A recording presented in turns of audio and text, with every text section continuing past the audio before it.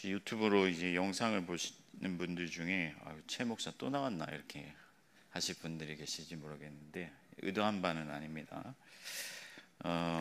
어쩌다 보니까 이제 좀 자주 서게 되었는데 그래서 말씀을 준비하다가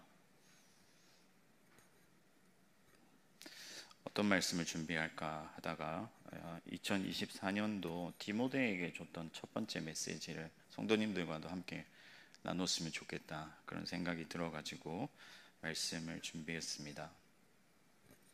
하울링이 계속 나네요. 살짝만 낮춰주시면 감사하겠습니다. 얼마 전에 이제 디모데 졸업 예배가 있었습니다. 사실 이제 디모데를 졸업하면 요한으로 가는데 4층에서 5층 가거든요. 근데 분위기는 진짜 어디 이민 가는 것처럼 펑펑 울고 막 눈물, 콧물 막 다 쏟고 난리가 납니다. 이제 부둥켜 안고 빨리빨리 지나가야 끝나는데 막 서로 안고 안 떨어지고 그런 일들이 일어납니다.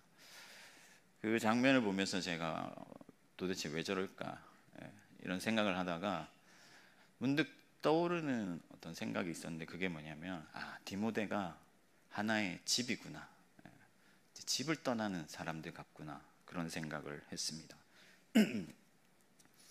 여기서 집은 단지 하우스, 그러니까 건물이라는 개념이 아니고 어떤 정서적인 개념을 포함하는 그런 홈의 개념을 말합니다. 우리가 여행 다녀오면 어디 여행 다녀오면 좋죠. 여행 가면은 뭐 새로운 것도 보고 맛있는 것도 먹고 그런데 항상 집으로 돌아와서 문을 열면은 뭐라고 합니까? 집이 최고다. 몇 분 다 따라 하시는데 집이 최고다 그렇게 하죠. 그러면 우리 집이 뭐 제일 좋아서 그러느냐, 뭐 펜트하우스에 살기 때문이냐? 아니죠. 여행에서 받는 설렘과 기쁨도 있지만 집에서 주는 어떤 안정감과 또 그런 평안함, 그게 너무 좋기 때문에 집이 최고다 그렇게 얘기를 하는 것이죠. 집은 여러분 건물이 아니라 보금자리입니다. 나와 내 가족의 생활 공간이고 나를 지켜주고 나와 내 가족들을 지켜주고 안식을 제공하고 우리 가족들이 서로 정을 나누면서 추억을 쌓을 수 있는 그런 안식처입니다. 그래서 집은 마치 엄마 품과 같다고 할 수가 있습니다. 오늘 바울이 교회를 향해서 너희는 하나님의 집이다 할 때도 여기서 집이라는 것은 단순히 건물을 말하는 게 아니에요. 하나님의 집 역시 어떤 정서적인 개념을 포함하는데 함께 먹고 함께 살고 또 함께 추억을 만들며 함께 지어져 가는 그런 집을 말하는 것입니다. 부족한 종이 바라기는 2024년 우리 서울시민교회가 더욱 하나님 앞에서 아름다운 집을 함께 만들어 갈 수 있기를 소망합니다. 그런데 우리 모두가 좀 약하잖아요. 힘이 없죠. 세상에는 존재하지 않는 그런 하나님 나라의 아름다운 집을 우리가 이곳에 세워야 되는데 우리 모두가 하나의 집이 되어야 되는데 우리가 힘이 없단 말이에요. 그래서 우리에게 절대적으로 필요한 한 분이 계십니다. 누굴까요? 바로 우리 주 예수 그리스도입니다. 베드로전서 2장 5절을 보면 서로 너희가 산돌처럼 신령한 집으로 지어져 세워지라고 명령한 뒤에 그리스도로 말미암아 라는 말씀이 등장하는데 그리스도 예수를 통해서 그리스도 예수에 의해서 그리스도 예수와 함께 세워질 때 우리가 아름다운 집을 지을 수 있다 하는 것이죠. 예수 없이는 이룰 수가 없고 예수 없이는 불가능하다 하는 것이죠. 그리스도와 함께 우리가 아름다운 집을 지어야 되는데 그러면 그리스도와 함께 짓는 아름다운 집은 과연 어떤 집이냐? 제가 3가지로 요약해서 말씀드리겠습니다. 첫 번째는 그리스도께 속한 집이다. 그리스도 예수께 속했다. 구약 성경에 보면 내가 이스라엘 집과 언약하리라, 이스라엘 집과 언약하리라 이렇게 말씀을 하셨는데 여기서 이스라엘 집이라는 것은 이스라엘의 어떤 소속감을 말하는 거예요. 그래서 정체성을 말하는 거죠. 하나님과 언약한 백성이라는 어떤 정체성을 가진 사람들을 이스라엘 집이다. 혹은 아브라함의 혈통에서 하나님께서 약속하신 그 민족을 그 민족이라는 정체성을 가진 사람들을 이스라엘 집이다 이렇게 얘기를 하죠. 제가 예전에 어느 교회에 부임을 하였는데 이제 새로 왔으니까 뉴페이스잖아요. 근데 어떤 할머니 권사님이 제가 앞에서 성도님들한테 인사하고 있는데 저를 보시더니 너는 누구 집 자식이냐 이렇게 하는 거예요. 뭡니까? 소속을 밝혀라. 너의 정체성이 뭐냐 이런 거죠. 그러니까 그리스도의 집이라는 것, 하나님의 집이라는 것, 우리가 그리스도께 속했다 하는 거예요. 그리스도의 소속이다 하는 것입니다. 그래서 우리의 정체성이 예수께 있다 하는 것이죠. 예수 그리스도께서 여러분들을 선별하셨고 그분의 사람으로 부르셨습니다. 아멘이십니까? 여러분들 모두가 예수의 사람들이에요. 그래서 우리는 두 도성을 살아가는데 시민권이 하늘에도 있고 땅에도 있는 것이죠. 그래서 두 시민권을 가지고 있습니다. 우리 중에 누구도 그리스도 밖에서는 하나님의 아름다운 집을 세울 수가 없어요. 그리스도 예수께 속해 있을 때, 그분께 더욱 붙들릴 때 우리는 진정으로 아름다운 집을 지을 수가 있습니다. 그러므로 여러분, 우리는 살아갈 동안에 날마다 우리 자신에게 하나님이 주신 그 정체성을 부여하면서 살아가야 돼요. 왜냐하면 우리가 자꾸만 잊어버리거든요. 망각하거든요. 소속을 분명히 해야 한다 하는 것이죠. 예수의 사람들로서 합당한 정체성을 부여하고 나는 예수의 사람이다, 그리스도인이다 라는 그 자부심을 가지고 그 자부심에서 비롯되는 삶의 양식과 어떤 생활의 방식을 공유하면서 살아가야 된다 하는 것이죠. 그래서 하나님의 거룩하심으로 구별되고 예수의 사람으로서의 어떤 품위를 지키면서 살아가야 하는 것입니다. 세상에서 구차하게 세상의 부스러기를 먹으면서 살아가려고 아둥바둥 하는 것이 아니라 예수의 사람으로서 그분의 명예를 지키고 그리스도인으로서의 어떤 결기를 가지고 구차하게 어떤 구걸하지 아니하고 하나님 앞에서 품위를 지키고 당당하게 살아가야 된다 하는 거예요. 여러분, 어제 제가 뉴스를 보니까 대마도라는 섬에서 아직도 혐한이 있다고 해요. 그러니까 한국 사람들은 들어오지 말라고 막 이렇게 하는 거죠. 근데 그 기자가 왜 한국 사람들 못 오게 하느냐 하니까 술만 먹으면 이제 막 깽판을 부리고 이렇게 한다는 거예요. 혐한하는 그 사람들을 좋게 보는 건 아니지만 같은 대한민국 국민으로서 부끄럽지 않아요. 그죠? 그런 사람들을 보면 마찬가지입니다, 여러분. 예수의 사람들은 예수의 사람다운 품위가 있어야 돼요. 그렇지 않으면 부끄러운 것입니다. 인색하지 아니하고 겸손하고 선한 마음으로 사람을 대해야 돼요. 아량이 있어야 되고 품이 넓어야 됩니다. 무엇보다도 우리가 서로에 대하여 그렇게 해야 돼요. 그리스도 예수께 속한 사람으로서 서로 아량을 베풀고 서로에게 그리스도 예수의 사람으로서의 품위를 가지고 대해야 한다 하는 것입니다. 그래서 여러분, 우리가 세상에서 하던 버릇, 세상에서 살면서 내가 만들어진 그런 모습으로 서로를 대하는 것이 아니라 예수 그리스도께서 만지시고 그리스도께서 우리에게 성령을 주셨기 때문에 그 성령 안에서 그분의 어떤 뜻을 따라서 서로를 대해야 한다 하는 거예요. 그렇게 할 때 우리가 아름다운 집을 세울 수가 있습니다. 무엇보다도 예수 그리스도 안에서 우리가 하나 되었잖아요. 같은 소속이니까 한 팀이란 말이에요. 그러니까 그만큼 서로를 위해하고 서로를 격려하고 서로를 기뻐해야 되는 거예요. 여러분, 축구를 요즘 아시안컵 하는데 이강인이 골을 넣든 손흥민이 골을 넣든 축구 필드에 있는 모든 대한민국 팀 11명은 다 같이 기뻐하는 거예요. 환호하는 거예요. 그렇지 않습니까? 뿐만 아니라 그 현장에 있는 대한민국 국민들, 그리고 TV를 보고 있는 대한민국 국민들 모두가 함께 기뻐하는 거예요. 하나의 소속이기 때문에, 한 팀이기 때문에. 그래서 우리가 예수 그리스도께 속했다는 하나의 팀의 정체성을 가지고 있기 때문에 그렇게 네가 기쁘면 나도 기쁘고 네가 아프면 나도 아프고 네가 슬프면 나도 슬프다는 그런 마음으로 서로를 대해야 한다는 거죠. 가끔 이제 목사님 왜 그렇게까지 하세요? 이렇게 물어보는 우리 디모데 청년들이 있는데 우리가 다 하나이기 때문에 서로를 극진히 돌봐야 돼요. 서로를 섬겨야 돼요.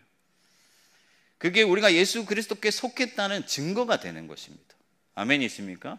예수 그리스도께서 다시 오실 때 우리에게 증거를 찾으실 것인데, 우리가 그만큼 서로를 위로하고 서로를 격려하고 서로를 위하고 살았다면은 그것이 증거가 되고 우리가 예수 그리스도의 사람인 것이 확증될 거예요. 예수님께서 너희가 서로 사랑하면 세상이 내 제자인 줄 알리라 하셨던 것처럼 예수님도 그렇게 우리를 인정해 주시고 칭찬하여 주실 것이다 하는 말씀입니다. 앞으로 여러분 우리 모두가 그리스도께 속했다는 이 위대한 결속에 대하여 감사하는 마음으로 서로를 아끼고 사랑하고 그렇게 하나 되어 가기를 주님의 이름으로 축복합니다. 두 번째, 그리스도와 함께 짓는 아름다운 집은 그리스도를 위한 집이다 하는 것이죠. 그리스도를 위한 집이다. 모세가 하나님의 집에 충성했다라는 말씀이 있는데, 여기서 집에 충성했다는 것은 모세가 일종의 가신이었다, 그러니까 그 가문의 어떤 신하였다라는 것을 의미하는데, 요즘 지금 한참 개봉한 노량이라는 영화 있잖아요. 거기 보면은 그런 영화 보고 나오면 갑자기 애국심이 막 불타오르고 그렇게 하지 않습니까?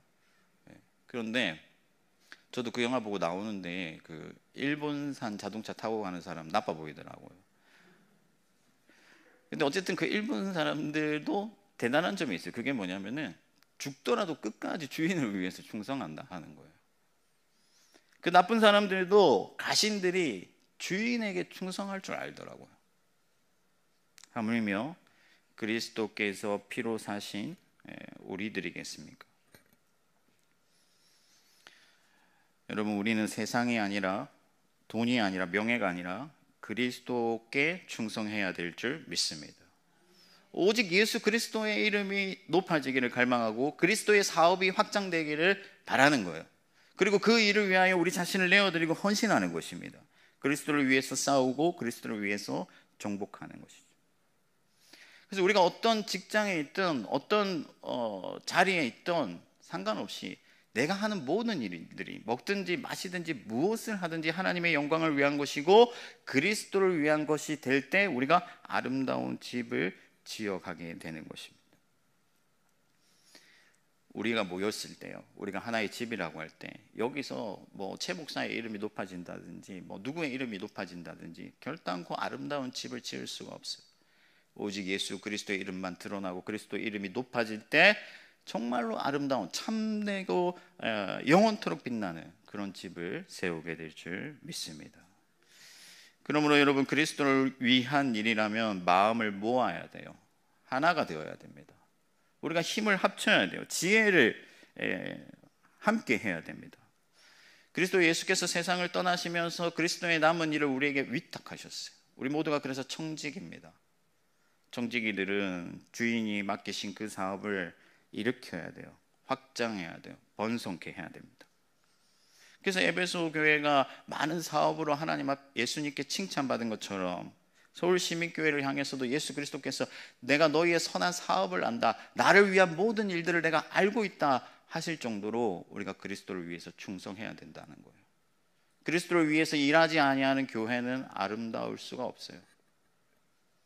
우리를 통해서 가난한 자들이 먹고 아픈 자들이 고침을 받고 눈물 흘리는 자들의 눈물을 닦아줄 때, 그리스도께서 원하시는 그 일을 우리가 힘써 행할 때, 그 일을 위하여 우리가 하나 될 때 주님이 영광을 받으시고 주님의 이름이 높아지고 그때 우리의 집이 아름답다고 말할 수 있다 하는 것이죠.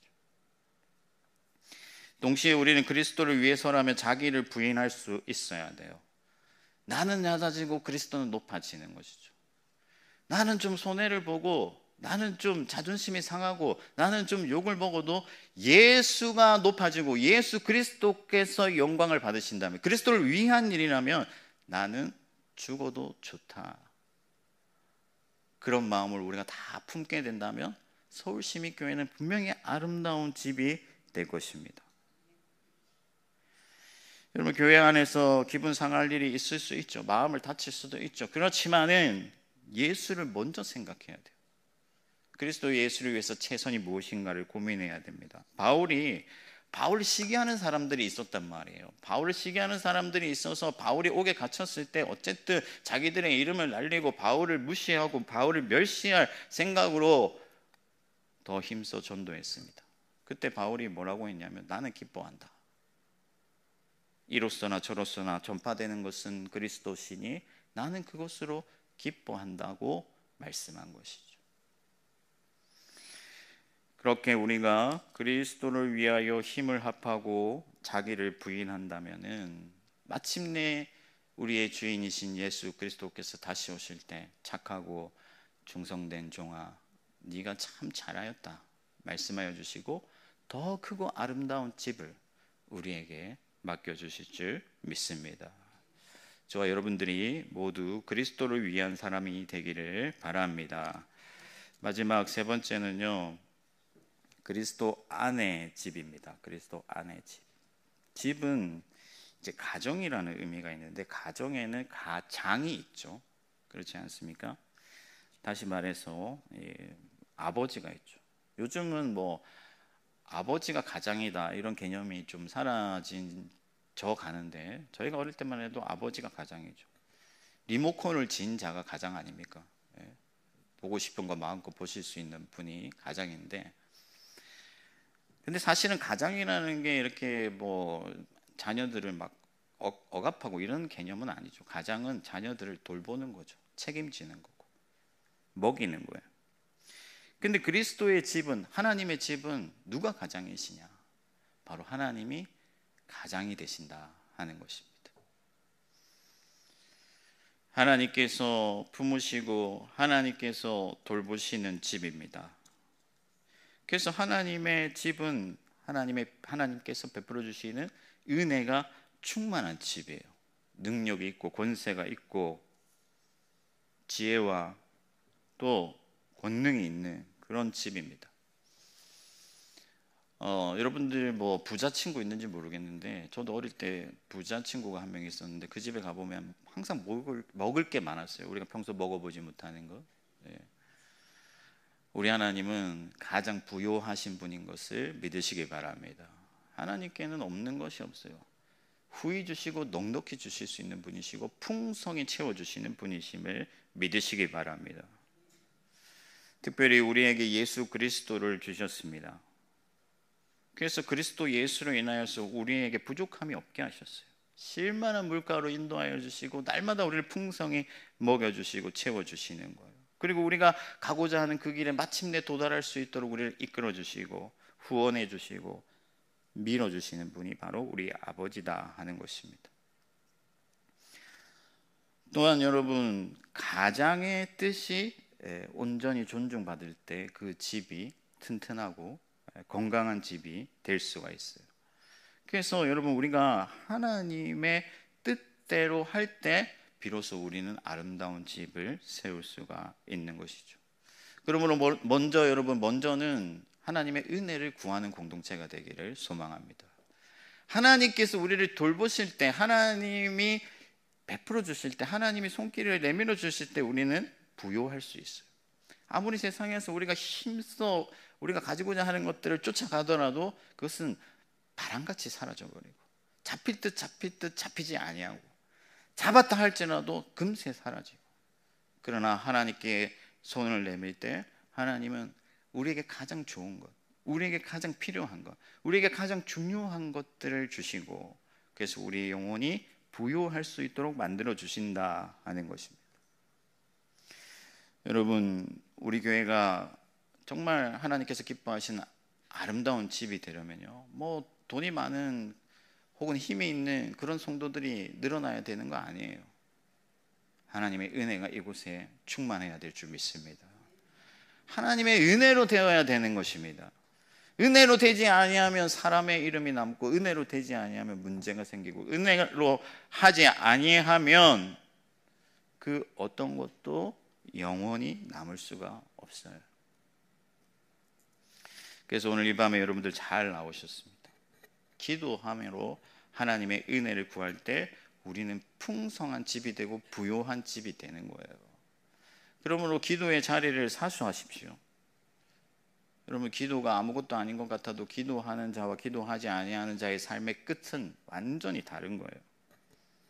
실체가 드러날 때는 기도한 사람들이 얼마나 풍성한 하나님의 은혜를 누려왔고 또 은혜를 누리게 될지 우리가 분명히 보게 될 것입니다. 또한 여러분, 하나님을 신뢰하십시오. 하나님은 우리의 아버지이십니다.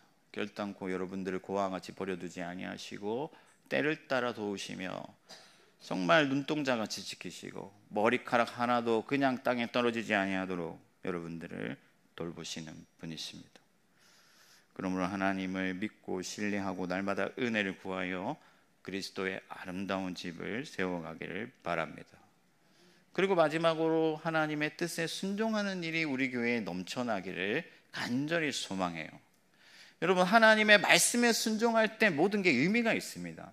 여러분들 이 자리에 아무리 다녀갔다 한들 오늘 말씀 앞에서 결단하고 한 말씀이라도 순종하려고 하지 아니하고 그냥 말씀 좋았구나 하고 돌아간다면 아무 의미가 없는 거예요. 물론 우리 심령에서 어떤 작용이 있을지 모르겠지만은 하나님이 보시기에 기뻐 받으시는 예배는 순종의 예배인 것을 믿으시기 바랍니다. 어떤 자녀가 제일 좋은 자녀냐? 부모님 말씀 잘 듣는 자녀가 제일 좋은 자녀예요. 순종이라는 것은 듣겠다는 것이죠. 여러분, 말씀을 듣는 일에 힘을 써야 돼요. 말씀 듣는 일에 힘을 쓰지도 아니하면서 하나님께 순종하겠다고 하는 사람들은 거짓말하는 사람들이죠. 듣지도 아니하고 어떻게 순종을 할 수가 있습니까?